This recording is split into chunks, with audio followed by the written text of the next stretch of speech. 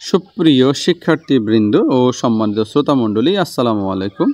আজকের ক্লাসে আমরা আলোচনা করব সপ্তম শ্রেণী ডিজিটাল প্রযুক্তি বইয়ের 9 পৃষ্ঠা থেকে সেশন 4 তথ্য অনুসন্ধান। সমস্যা সমাধানে সবচেয়ে প্রধান এবং গুরুত্বপূর্ণ কাজ হচ্ছে কোনো সমস্যা খুঁজে বের করা। তাহলে আমরা একটা সমস্যা যদি সমাধান করতে চাই, তার সবচেয়ে প্রধান এবং গুরুত্বপূর্ণ কাজ হচ্ছে ওই সমস্যাটি আমাদেরকে আগে খুঁজে বের করতে হবে এবং এর পেছনের কারণ কি তা খুঁজে বের করা। এই সমস্যাটি কেন হয়েছে সেই কারণগুলো আমরা খুঁজে বের করব। আমরা এই দুইটি কাজ ইতোমধ্যেই করে ফেলেছি।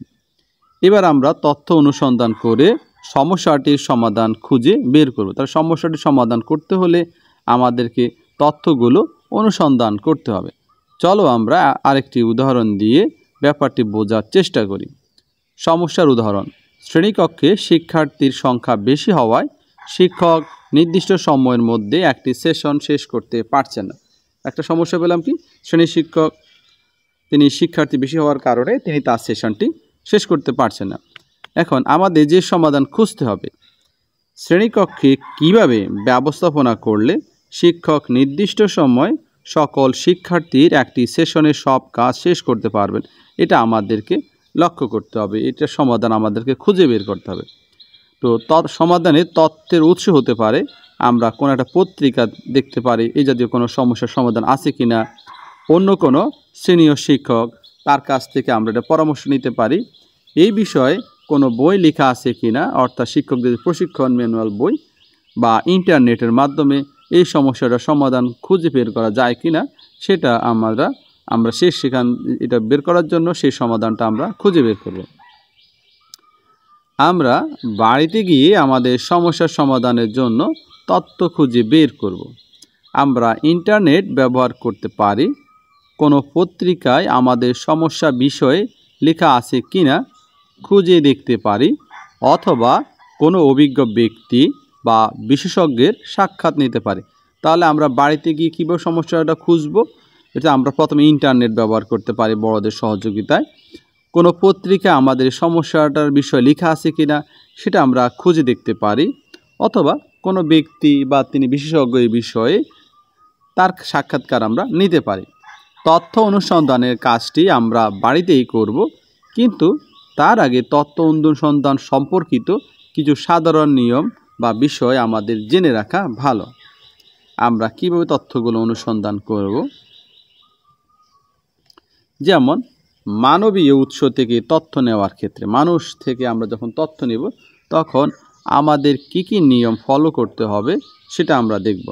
আমরা যখন কোনো ব্যক্তির কাছ থেকে তথ্য নিব তখন লক্ষ্য রাখব ওই ব্যক্তি তথ্যটির সাথে সম্পর্কিত কিনা, তিনি এই বিষয়ে অভিজ্ঞ কিনা। এখন আমি শিক্ষকের শ্রেণী বিভাজন সময় যদি আমি একজন কৃষকের কাছ থেকে জিজ্ঞাসা করি বা কামারের কাছ থেকে জিজ্ঞাসা করি, তিনি এই বিষয়টা আমাকে ব্যাখ্যা দিতে পারবেন না, কারণ তার এই বিষয়তে পারদর্শিতা নেই। অর্থাৎ ওই ব্যক্তিটি তথ্যের ব্যাপারে বিশেষজ্ঞ বা অভিজ্ঞ কিনা। যেমন একজন ব্যক্তি যিনি কখনো কম্পিউটার ব্যবহার করেননি, তাকে আমি জিজ্ঞেস করি না যে কম্পিউটারে কোন অ্যান্টিভাইরাস ব্যবহার করা উচিত, তিনি তো এটা ব্যবহারই করেন। এখন তাকে আমি যদি জিজ্ঞাসা করি কম্পিউটারে কোন অ্যান্টিভাইরাস দিতে হবে, তাহলে তিনি বলতে পারবেন না। তারপর তেমন একজন ডাক্তারের কাছে আমরা জানতে চাইব না জমিতে কীভাবে চাষ করব, ডাক্তার সাহেব আমার জমিতে কীভাবে ফসল চাষ করবো আপনি আমাকে একটু বলেন, কারণ তিনি এই বিষয়ে অভিজ্ঞ না। তিনি অভিজ্ঞ হচ্ছেন কিভাবে রোগ সারানো যায়।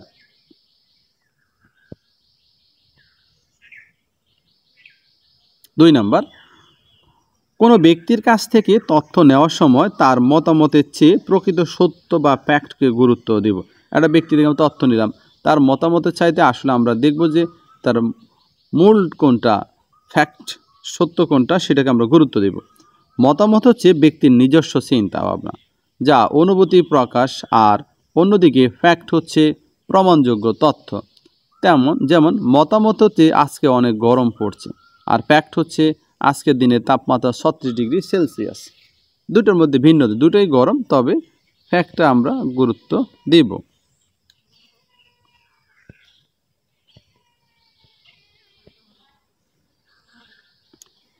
এবার হচ্ছে মতামত হচ্ছে শ্রমের মজুরি বৃদ্ধি পেয়েছে, আর ফ্যাক্ট হচ্ছে শ্রমের মজুরি দৈনিক 700 টাকা হয়েছে।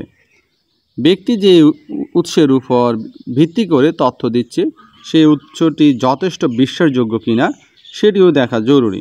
যেমন কোনো ব্যক্তি এসে বললেন, বাজারে গিয়ে শুনলাম ক দেশে 8 মাত্রার ভূমিকম্প হয়েছে। এখানে উৎস হচ্ছে বাজার, যেটি কোনো সুনির্দিষ্ট বা নির্ভরযোগ্য উৎস নয়। এখানে নির্ভরযোগ্য উৎস হতে পারে আজ 20 তারিখ খ টেলিভিশনের 8টার সংবাদে একটি প্রতিবেদনে দেখালো ক দেশে 8 মাত্রার ভূমিকম্প হয়েছে, তাহলে সেই তথ্যটা বিশ্বাসযোগ্য হতে পারে। অনির্ভরযোগ্য উৎস হলো গতকাল ইন্টারনেটে দেখলাম ক ব্যক্তি বিশেষ পুরস্কার পেয়েছেন। নির্ভরযোগ্য উৎস হচ্ছে ম নামের পত্রিকায় কাশেম মিয়া বিশেষ পুরস্কার পেয়েছেন, তা ছাপানো হয়েছে, তাহলে সে তথ্যটা আমরা বিশ্বাস করতে পারি।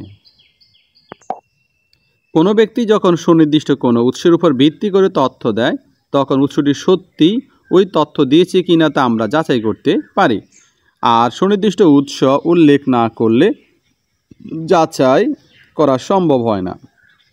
যেমন একজন ব্যক্তি সামাজিক যোগাযোগের মাধ্যমে একটি শিশুর ছবি পাঠিয়ে বিভিন্ন জনকে বললেন শিশুটিকে চৌরাস্তার মোড়ে পাওয়া গিয়েছে, তার বাবা মাকে খুঁজে পেতে বেশি বেশি পোস্ট কিংবা ছবিটি শেয়ার করুন।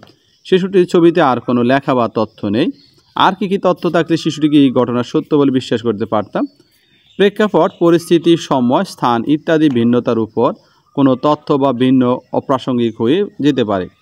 তাই কোনো তথ্য নেওয়ার সময় একজন ব্যক্তি কোন প্রসঙ্গে কখন তথ্য দিচ্ছে সেটি তথ্যটি নিতে হবে, ব্যবহার করতে হবে। যেমন তুমি ইন্টারনেট সার্চ করে 2014 সালে একটি সংবাদে জানতে পারলে বাংলাদেশের 10টি শিক্ষা বোর্ড, কিন্তু বর্তমানে সঠিক শিক্ষা হচ্ছে কি 11টি শিক্ষা বোর্ড। তোমার তথ্যটি কি ভুল? হ্যাঁ, তোমার তথ্যটি বর্তমান সময় সাপেক্ষে ভুল। তোমার তথ্যটি ছিল 2014 সালের, আর এখনকার তথ্যটি হচ্ছে 2023 সালের। এই ধরনের আরেকটি উদাহরণ দিই। 2020 সালে আমাদের বিদ্যালয় 2বার ইউনিয়ন পর্যায়ে ফুটবল চ্যাম্পিয়ন, তবে 2024 সাল পর্যন্ত 4বার চ্যাম্পিয়ন। এটা একজন আমি লিখে দিলাম নিজের ইচ্ছা মতো, সেটা আসলে সত্য কিনা সেটা খুঁজে দেখতে হবে। এবার আমরা একটা অনুসন্ধান বিষয়, আমাদের সমস্যা হচ্ছে অনলাইনে গুজব ছড়ানো।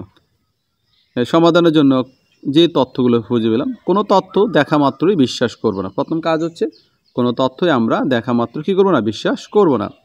তথ্যটি সঠিক কিনা তা যাচাই করব, গুগলে সার্চ করব, তারপরে টেলিভিশন ও পত্রিকায় তথ্যটি আছে কিনা তা দেখব।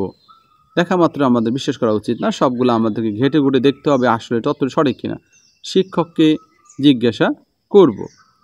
জনগণকে, যেহেতু একটা গুজব হয়েছে তখন আমরা কি করব, যদি গুজব ধরতে পারি তাহলে বলবো যে জনগণকে আমরা সচেতন করব।